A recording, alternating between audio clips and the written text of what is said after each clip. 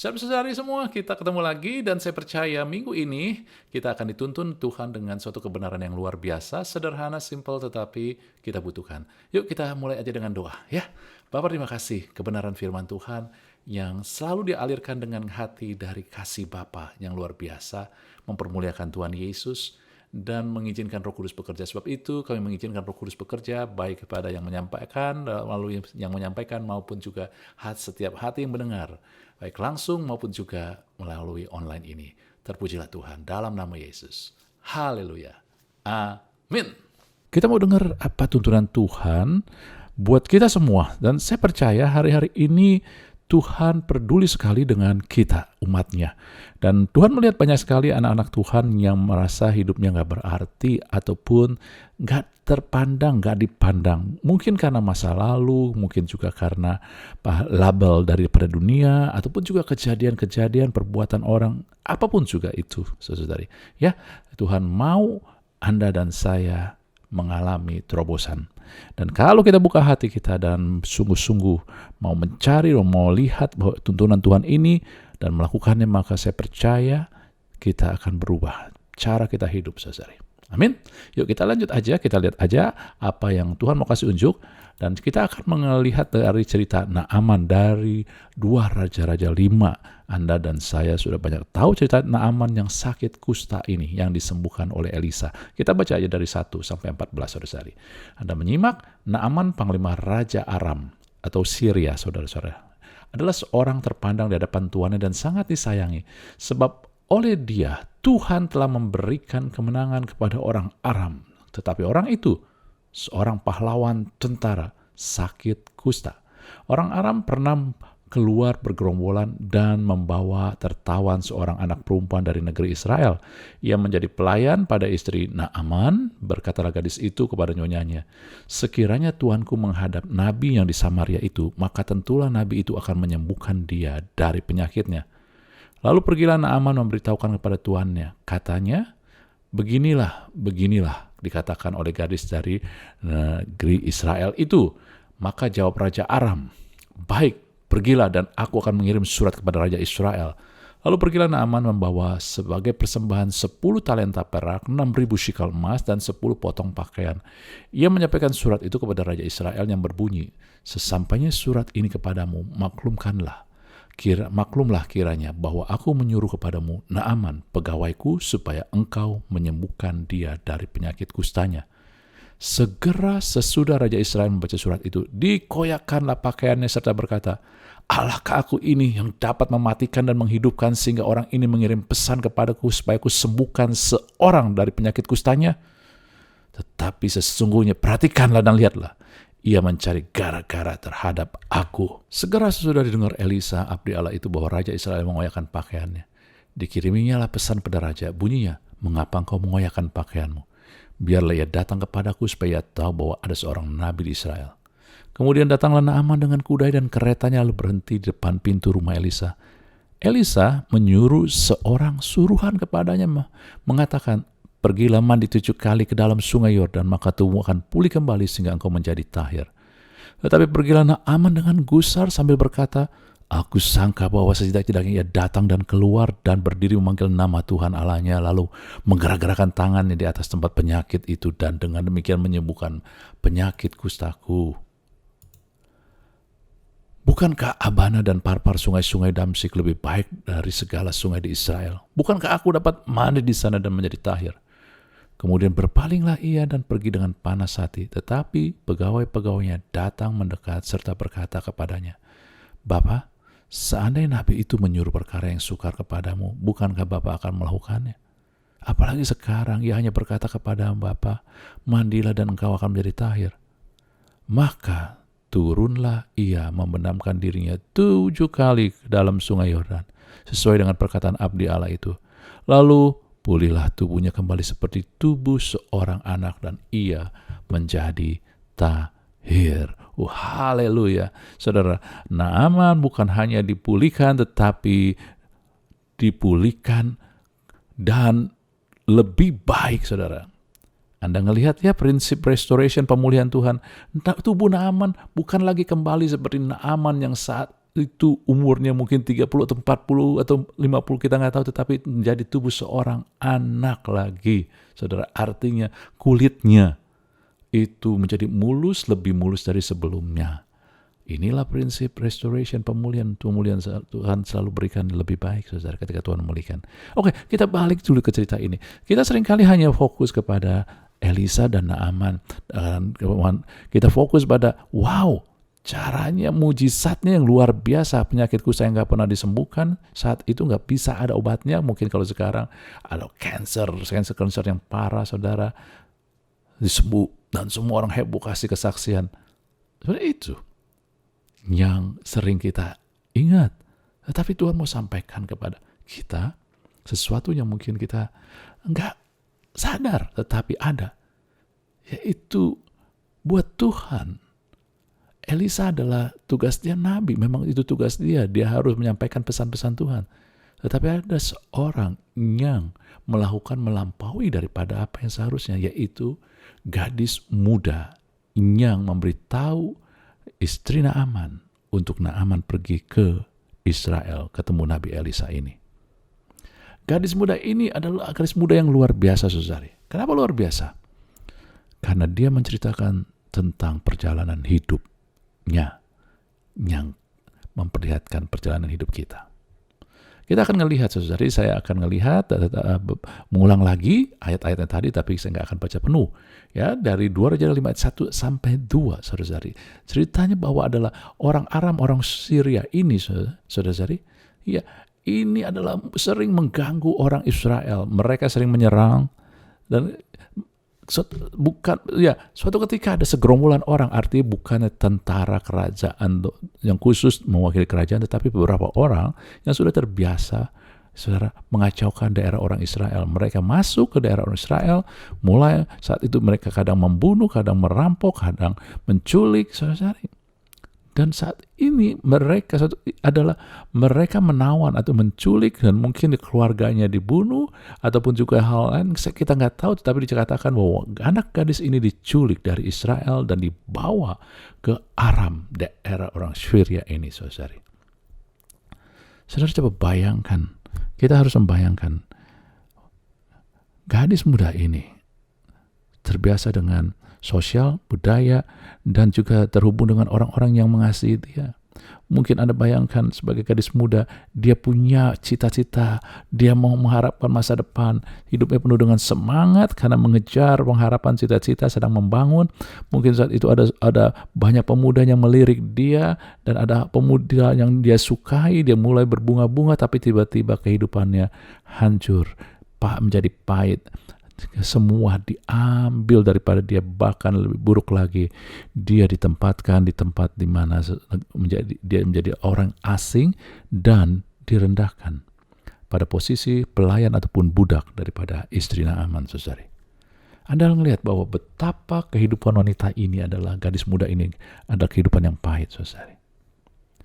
Dan di dalam kehidupan yang pahit ini,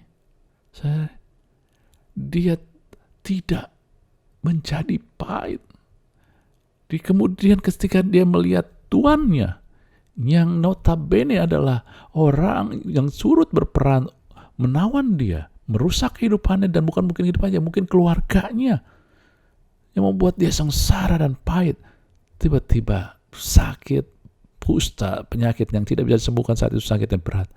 Tetapi alih-alih dia melampiaskan kepahitannya dengan ucapan syukur, ini balasan dari Tuhan, biar engkau cepat mati, tapi dia enggak lakukan itu. Dia mulai menunjukkan karakter dan juga pilihan dia. Dia mulai mengampuni. Saya percaya ketika dia berkata, Tuhanku, dia enggak mau tuannya Naaman ini mati. Dia sampaikan, kalau Naaman pergi, kalau tuannya ini pergi ke Israel, maka ada seorang nabi yang bisa menyembuhkan penyakitnya. Saudara, bukankah ini menunjukkan bahwa dia nggak pahit? Kenapa dia bisa nggak pahit? Mengampuni, saudara. Ketika hidup ini pahit, jangan jadi pahit sehingga kita nggak bisa mengampuni. Kita harus mengampuni, dan kita harus peduli, karena Itulah ketulusan hati. Saudara-saudari, orang yang tulus hati, Matius 5 ayat 8 katakan, akan melihat Allah. Dan ketika melihat Allah, Allah hadir, maka kehadiran Allah, kita sudah melihat beberapa saat yang lalu, adalah kuasa Tuhan yang menghancurkan musuh-musuhnya. Saudara-saudari, ketulusan hati nggak mungkin tanpa mengampuni. Sebelum kita mengampuni, maka ada satu ganjalan-ganjalan sehingga kita nggak bisa tulus dalam melakukan sesuatu ataupun juga motivasi kita. Saudara, ketika hidup ini pahit, Anda dan saya hanya fokus pada diri kita akan semakin pahit. Tetapi ketika melepaskan pengampunan dan juga mengalirkan kepedulian, maka Anda dan saya akan melihat bahwa kita ternyata tidak perlu menjadi pahit. Amin. Dan kemudian saya ingat, dan Tuhan berikan ayat ini karena ayat ini mau disampaikan bagi beberapa orang secara khusus. Saudara, dengarkan ini, Yesaya 43 ayat 18-19. Dulu saya ngelihat ayat ini tentang satu revolusi KKR, kebangunan rohani yang luar biasa, mujizat yang luar biasa, saudara. Dikatakan firman-Nya, jangan ingat-ingat hal yang dahulu, jangan perhatikan hal-hal yang dari zaman purbakala. Lihat, aku hendak membuat sesuatu yang baru, sekarang sudah tumbuh.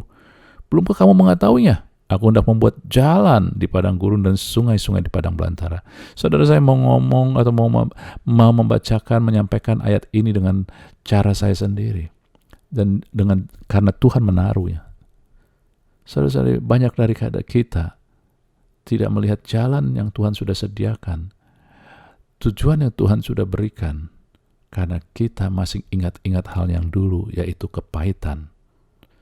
Kegagalan kita, kebodohan kita, perbuatan orang yang jahat sama kita, keadaan yang mengecewakan kita. Kita masih ingat-ingat itu. Dan saya mau katakan, ketika ingat-ingat itu, maka saudara-saudari, kita sedang menghambat, kita sedang menutup mata kita dari melihat apa yang Tuhan sudah buat, yaitu jalan buat hidup Anda dan saya.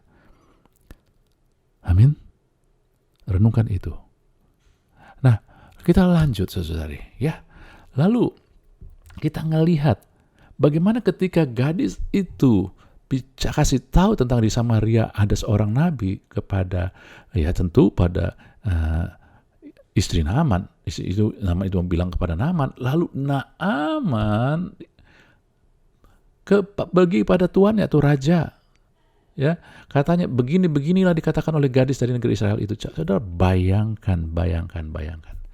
Saudara, dia adalah seorang tawanan, dia adalah juga seorang gadis muda biasa, kemudian dia juga dilukai ataupun juga Naaman tahu bahwa dia juga orang Aram lah. Ini yang merebut dia dari negaranya, dari tanahnya, dari leluhurnya, dari keluarganya, dari kehidupannya. Kok bisa mereka percaya pada perkataan gadis ini? Kan bisa aja. Wah, dia sengaja sedang memancing, sedang pakai taktik untuk balas dendam. Bisa aja begitu. Tetapi ini enggak, mereka percaya. Apakah putus asa? Enggak, saudara-saudari. Orang-orang ini adalah orang-orang yang tentara yang gak gampang putus asa. Kenapa? Karena gadis ini, saudari, selama ini saya percaya dia memperlihatkan teladan hidup. Ketika hidup menjadi pahit, dia belajar mengampuni, dia peduli, kemudian dia gak berhenti dari situ saja. Dia juga, saudara, memberi yang terbaik. Walaupun dia menjadi budak, menjadi pelayan daripada istri Naaman, dia tetap memberikan yang terbaik. Anda mungkin ingat cerita tentang Yusuf. Amin, saudara. Yusuf, Tuhan menyertai, saudara. Benar, Tuhan menyertai, tetapi kita harus punya sesuatu untuk membuat penyertaan Tuhan yang mendatangkan berkat itu, berkatnya bisa kita tampung. Banyak dari kita pikir, Tuhan itu sudah sediakan. Benar, Tuhan sudah sediakan, tapi kita punya alat sesuatu, kita harus punya sesuatu untuk menampungnya, dan menampungnya itu adalah kita harus memberi yang terbaik, kita harus jadi orang yang bisa dipercaya. Dan inilah yang diperlihatkan oleh anak gadis ini. Dalam imajinasi saya, anak gadis ini dalam melakukan sesuatu, dia selalu memberikan terbaik dan dia selalu dapat dipercaya. Coba Anda bayangkan, kalau gadis ini pernah sekali kedapatan berbohong, kemudian mengambil Mungkin hal yang kecil aja, makan sesuatu, mencuri makanan, karena anak-anak gadis itu, masih anak-anak remaja atau masih muda kadang suka sekali makan, dia ngelihat, dia ngemil, dia ngambil dikit. Kalau ketahuan, maka langsung tercoreng dan tidak akan dipercaya. Tetapi saya percaya gadis muda ini dapat dipercaya bahkan pada hal-hal yang kecil. Dan dari hal-hal yang kecil dia tetap beri yang terbaik. Orang mau lihat, tidak mau lihat, dia tetap beri yang terbaik. Saudara-saudari, ini gak bisa terjadi kalau kita gak punya hubungan dengan Tuhan. Jadi anak gadis ini punya hubungan dengan Tuhan. Matius 5 ayat 16. Tuhan Yesus katakan, hendaklah terangmu bercahaya di depan orang, supaya mereka melihat perbuatanmu yang baik, memuliakan Bapamu di surga. Gadis ini punya hubungan dengan Tuhan dengan baik, dan dia mempermuliakan Tuhan. Sehingga manusia mungkin mengecewakan, melukai, tapi buat dia hidup buat Tuhan. Sehingga cara untuk mempermuliakan Bapa di surga adalah bukan sekedar Anda pergi ke gereja, kuat firman, taruh status di medsos, hal-hal yang rohani. Kita mempermuliakan Bapa di surga adalah menjadi terang dalam perbuatan kita, dalam karakter kita, saudari. Amin. Nah kemudian saudari, ketika Naaman datang, lalu tadi kita ngelihat dia datang bawa surat raja, dan Raja Israel kaget karena gak pernah orang kusta disembuhkan. Dia melihat dan gak pernah dia dengar orang kusta sembuh, sehingga dia anggap ini adalah deklarasi perang. Ini buat-buatan aja ini supaya terjadi perang. Tapi Elisa datang, gak suruh dia ke aku, suruh dia supaya dia tahu ada orang Israel ada nabi seorang di Israel. Oke, nah kita akan break dikit dari gadis ini. Elisa, Anda ngelihat dalam Raja-Raja 5 ayat 10-11, menyuruh seorang suruhan. Bukan Elisa sendiri yang keluar menemukan Naaman, seorang suruhan. Dan perintahnya adalah mandi di kali. Saudara-saudari, kemudian Naaman jadi gusar dan dia bilang, aku sangka bahwa setidaknya datang keluar berdiri manggil Tuhan Allah yang menggerakkan tangan di atas penyakit itu, dan penyakit itu sembuh dan aku sembuh dari penyakit kustaku. Saudara, seringkali inilah mentalitas kita, orang percaya juga. Kita gak mau merendahkan diri. Anda tahu bahwa ketika dikatakan pergilah mandi ke sungai Yordan, Yordan itu artinya turun ke bawah. Merendahkan diri, merendahkan hati. Sehingga ini pesan Tuhan. Naaman datang bukan dengan merendahkan hati, dia datang dengan punya persepsi harus kayak begini, harus kayak begini. Seringkali anak-anak Tuhan datang, ketika datang kepada Tuhan, dia menetapkan caranya kepada Tuhan. Harus ini, harus ini. Ketika kita minta pemulihan, kesembuhan, atau apapun juga, kita datang dan minta Tuhan ikutin cara kita. Atau hamba Tuhan yang dia minta doa, harus ikutin cara dia. Seringkali seperti itu, saudara. Ketika Naaman kata, aku sangka, jadi artinya dia sudah punya persepsi, sudah punya gambaran, harus kayak begini, harus begini. Dan ketika dia maunya yang datang, yang nyambut dia adalah Elisa tergopoh-gopoh, engkau orang hebat.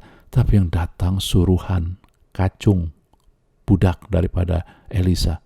Dia merasa terhina. Tetapi dari situ Tuhan sedang menyampaikan, karena disuruh mandi di sungai Yordan yang artinya turun ke tempat rendah. Saudara-saudari, Tuhan sedang membicara bahwa syarat yang pertama, ataupun juga bukan syarat, tetapi sikap hati yang harus kita miliki ketika kita mencari cara dan mujizat Tuhan adalah kerendahan hati. Jangan pakai cara kita, pikiran kita. Buka diri kita buat Tuhan, bukan buat caranya. Amin. Lalu kemudian dilihat tuh, ketika si Naaman marah, dia bilang apa? Bukankah Abana dan Parpar sungai di Damsyik lebih baik dari sungai Israel? Lalu berpalinglah ia dengan panas hati. Saudara, Abana berarti batu kokoh ataupun batu pijakan. Parpar artinya segera, cepat. Saudara-saudari, seringkali kita datang ke Tuhan, kita maunya ada sesuatu yang pasti. Batu kokoh ini tempat pijakan yang pasti, saudari. Dan par-par itu cepat. Kita maunya cepat, segera, tak. Sehingga ketika kita nggak langsung segera, tetapi kita harus melakukan, Tuhan memakai cara yang nggak segera, kita nggak sabaran dan kita nggak nyaman, saudari. Akhirnya kita pergi. Sudah, Tuhan nggak mau jawab. Bukan Tuhan nggak mau jawab. Kita hanya sekedar melihat, tujuan kita hanya kesembuhan. Tapi Tuhan sesungguhnya mau beri yang lebih baik, yaitu karena mengubahkan kita jadi rendah hati, karena orang yang rendah hati akan memiliki bumi. Artinya hidupnya diberkatin, bertata, berkuasa, saudara. Amin. Ini dia. Nah, kemudian pegawai-pegawai itu datang mendekat. Pegawai itu memberi nasihat. Bapak sanggaya itu, dia menyuruh perkara yang sukar, Bapak pasti melakukannya kan. Sekarang kan yang simpel doang, mandi dan menjadi tahir. Saudara, mungkin Anda dan saya kata, Pak, ini bukannya gadis wanita itu, gadis muda itu yang sampaikan, tapi pegawai-pegawainya. Benar, saudara. Tetapi coba kita pakai sedikit penalaran, ya. Siapa yang suruh Naaman datang ke Israel? Gadis muda ini. Siapa yang tahu tentang Israel? Lebih tahu daripada orang Syria ataupun Aram ini. Gadis muda ini yang adalah orang Israel, karena dia kasih rekomendasi. Ada nabi di Israel. Saudara-saudari, benar kan? Jadi ketika hal bahwa apa yang terjadi ketika Naaman datang, pasti diikuti dan dikasih tahu nggak kepada gadis ini? Pasti. Dan gadis ini yang selama ini didengar nasihatnya, masukannya, maka dia bilang lagi, sampaikan kepada Tuhan. Kan mandi ke sungai Yordan itu bukan hal yang sukar. Saudara, lihat gak? Kadang kita gak usah melakukan sesuatu, tetapi perkataan kita membuat pengaruh yang besar. Jadi perkataan yang penuh hikmat akan memberi dampak. Dan wanita anak gadis ini mempengaruhi dengan perkataan hikmat ilahi.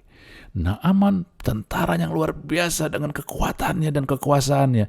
Tetapi gadis muda ini bisa mengontrol orang yang memiliki kuasa yang luar biasa, kekuatan yang luar biasa dengan perkataan. Saudara-saudari, hari-hari ini kita bisa ngelihat di medsos, di cara hidup sosial, orang dengan mudah memaki-maki, mengeluarkan perkataan yang gak beres, yang gak pernah dipikirkan lagi. Saudara, Anda dan saya dipanggil untuk mempengaruhi orang lewat perkataan pula. Hidup mati Anda dikuasai lidah. Perkatakanlah hikmat ilahi sebagaimana yang diperlihatkan oleh gadis muda ini. Ya. Lalu kemudian kita ngelihat, ya, tadi berkatalah gadis itu, Nyonya, sekiranya Tuhan menghadap Nabi di Samaria, tentulah Nabi itu akan menyembuhkan dia dari penyakitnya. Kita mau belajar lagi nih.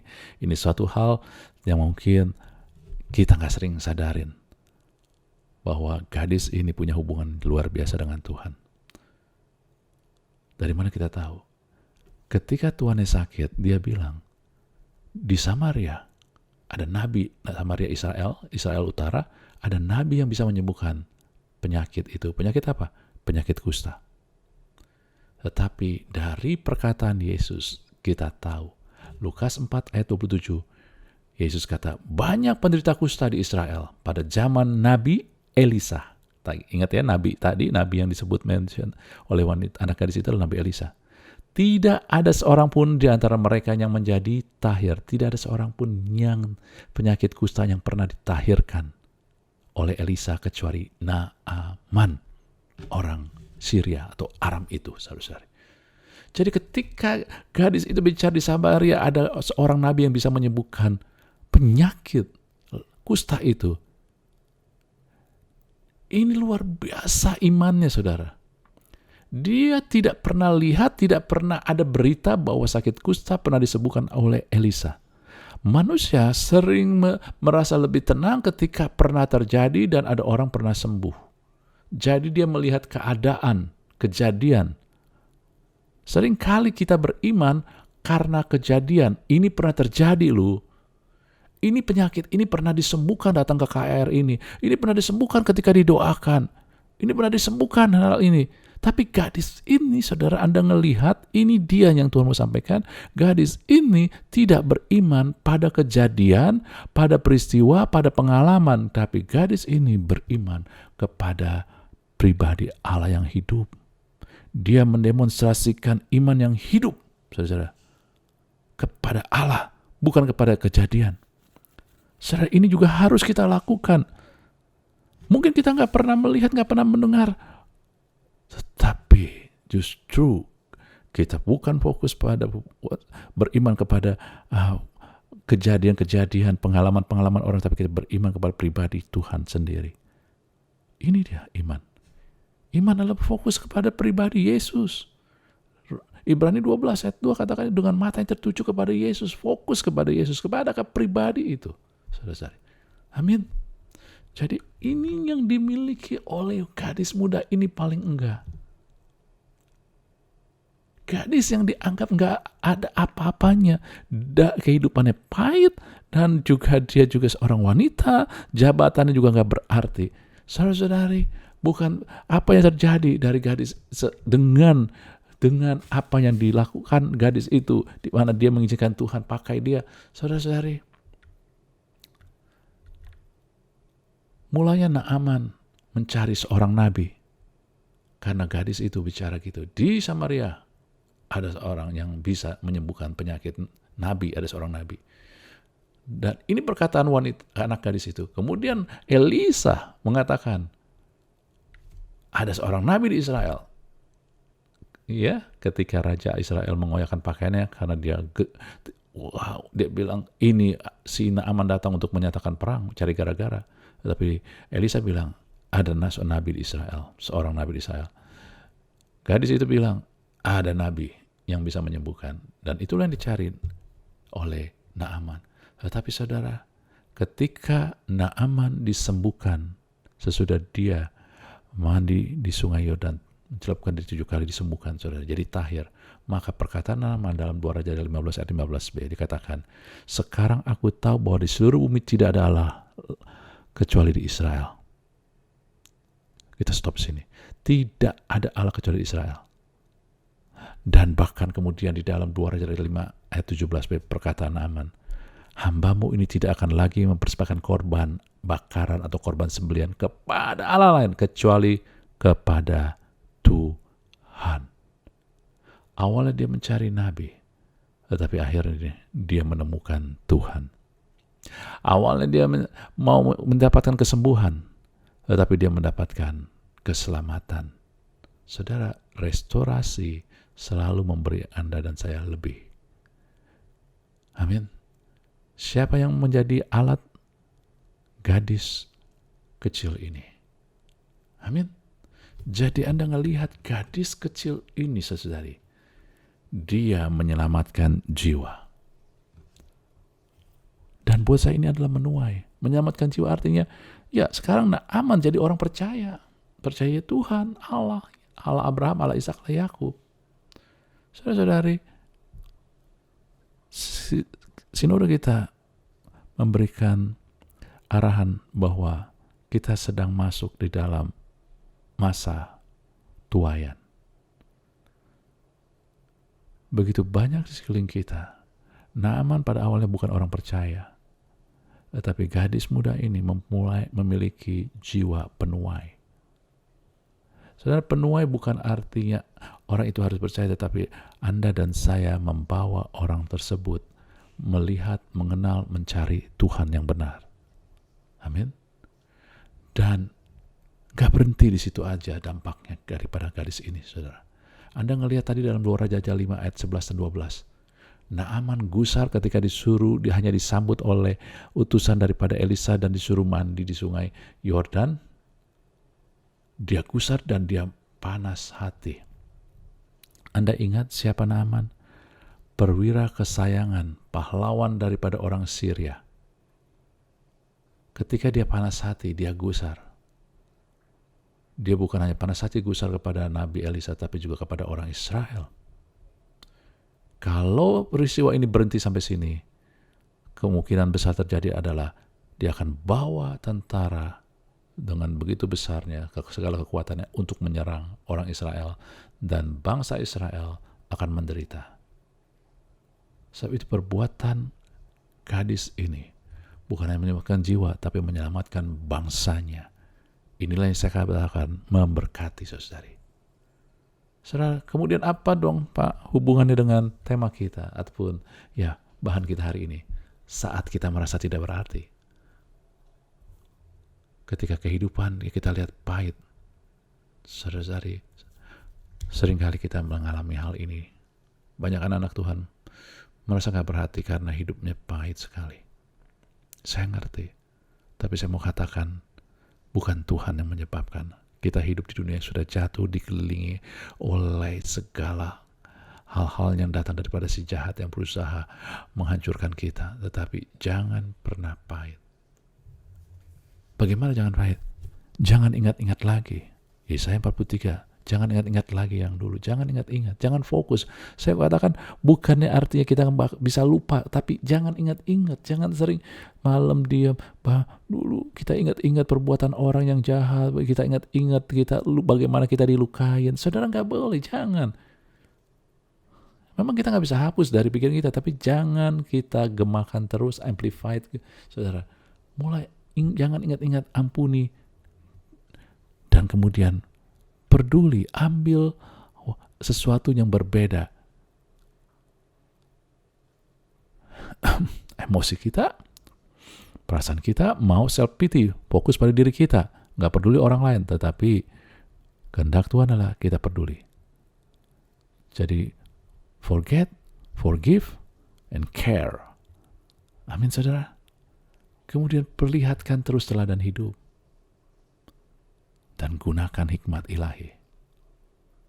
Aktifkan iman kepada Tuhan. Ini yang kita belajar dari gadis kecil itu. Maka Anda dan saya akan menuai dan juga memberkati. Saudara-saudari, Anda dan saya, banyak semua orang Kristen percaya bahwa kita hidup di akhir zaman. Tapi banyak orang Kristen, orang percaya, ketika bicara akhir zaman, mereka mau berfokus pada kejadian-kejadian yang mengerikan, goncangan-goncangan sana sini. Saudara, itu terjadi, tetapi kita punya Tuhan yang besar. Akhir zaman bagi kita, orang percaya tandanya adalah penuaian dan restoration, pemulihan. Kisah Para Rasul katakan, Yesus harus tetap ada di surga sampai pemulihan terjadi. Jadi sebelum Yesus datang ada pemulihan. Restoration. Buat siapa? Buat umat Tuhan, buat kita. Pemulihan itu adalah bukan pemulihan jangan sekedar hanya materi, tetapi pemulihan identitas kita ini anak Tuhan, sehingga kita bisa berlaku benar. Kita ini adalah keturunan ilahi, sehingga kita punya DNA ilahi, kita punya hikmat ilahi. Kita ini adalah bait Roh Kudus. Sehingga Roh Kudus berbicara pada kita, mengingatkan hal-hal yang harus kita ingat, kita perkatakan, dan membangkitkan iman kita. Inilah restoration, maka kita akan melihat penuaian. Penuaian bukan hanya sekedar jiwa-jiwa. Penuaian juga bicara tentang resources, sumber-sumber. Amin, saudara. Anda mau? Undangan tersedia bagi Anda dan saya. Tuhan sudah sediakan semuanya. Kita ada di akhir zaman, Tuhan sudah siapkan tuaian. Anda dan saya diundang menjadi penuai, tapi tuaian tanpa penuai tidak ada artinya. Tapi penuai harus menggunakan alat, dan alatnya adalah tadi, saudara-saudari. Dan Tuhan mau kita juga dipulihkan sehingga kita bisa memberkati. Amin. Undangan itu terbuka buat Anda dan saya. Kita responin. Dan kita tutup dengan doa. Haleluya. Bapak terima kasih buat isi hatimu yang selalu melihat kami dan juga memperhatikan kami, yang selalu melihat kami berharga dan berarti. Walaupun kadang kehidupan ini nggak adil buat kami, kadang kami mengalami hal-hal yang begitu pahit, yang terus kami bawa dari masa lalu, tapi hari ini kami belajar lewat tuntunan Tuhan, dan kami mau dipulihkan. Kami mau dipakai Tuhan, kami mau menggunakan apa yang Tuhan sudah sediakan buat kami, Tuhan. Ini adalah masa di mana kami bisa menuai baik jiwa-jiwa, baik juga Tuhan resources, sumber-sumber yang Tuhan sudah sediakan. Untuk kami bisa jadi berkat Tuhan, menjadi berkat. Oleh sebab itu, taruh di hati kami tuntunan Tuhan, untuk kami melupakan, tidak fokus pada hal-hal yang membuat kami pahit ataupun kecewa. Kegagalan, luka batin, luka hati, semua Tuhan, pengharapan yang tertunda, Tuhan, dan juga hal-hal yang membuat kami juga resentment ataupun juga marah sama orang, biar kami lepaskan pengampunan, dan kami mau ambil bagian, melangkah dengan DNA-mu, tetap memperdulikan orang lain. Dan kami mau juga memberikan teladan hidup buat Tuhan, melalui Tuhan, DNA Tuhan ini, dan kami juga tahu bahwa Roh Kudus ada sehingga hikmat ilahi itu selalu berlimpah buat kami, biar kami gunakan daripada emosi, tetapi menggunakan hikmat ilahi lewat perkataan kami, tindakan kami, perbuatan kami, sehingga memancarkan terang Kristus, Tuhan. Dan kami mau fokus pada Tuhan, iman kami bukan pada keadaan, bukan pada kejadian, bukan pada tata cara, tapi kepada pribadi Yesus, Tuhan. Terima kasih, Tuhan. Inilah saatnya umat Tuhan bersinar, dan kamilah umat-Mu. Pulihkan kami, pulihkan keluarga kami, pulihkan negeri kami, umat-Mu, Tuhan. Umat pilihan-Mu, pulihkan semua di dalam nama Tuhan Yesus. Haleluya. Amin. Tuhan berkati kita semua.